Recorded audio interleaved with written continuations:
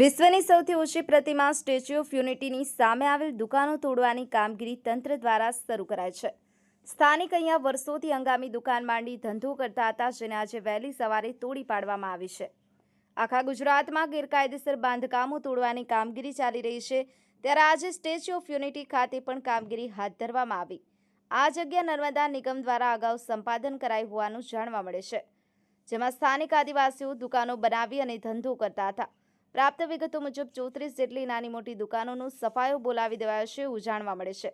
જોકે દુકાનદારોને પોતાનો સામાન હટાવવા માટે સમય આપવામાં આવ્યો છે। સ્થળ પર 5 થી 6 જેસીબી અને સામાન ભરવા માટે ટ્રેક્ટર લાવવામાં આવ્યા છે।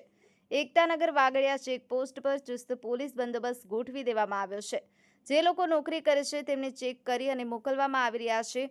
વડોદરા રેન્જના આઈજી પણ આ ડિમોલેશનની કામગીરી બાબતે સ્થળ પર પહોંચ્યા, ત્યારે કેવડિયા બચાવો આંદોલન સમિતિના પ્રણેતા અને આદિવાસી એક્ટિવિસ્ટ એવા ડોક્ટર પ્રફુલભાઈ વસાવા દ્વારા તમામ તેમના ફેસબુક એકાઉન્ટ ઉપરથી આ મુદ્દે સંખ્યાબંધ પોસ્ટ મૂકી દબાણ હટાવવાની કાર્યવાહીનો વિરોધ કરવામાં આવી રહ્યો છે।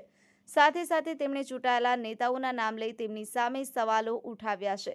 ત્યારે આ મુદ્દે તંત્ર વિરોધનો સામનો ના કરવો પડે એ માટે વહેલી સવારથી સ્થાનિક આદિવાસીઓ, નેતાઓ અને રાજકીય કાર્યકર્તાઓના ઘરે પોલીસ પહેરો ગોઠવી દેવાનો હોવાની જાણકારી મળી છે।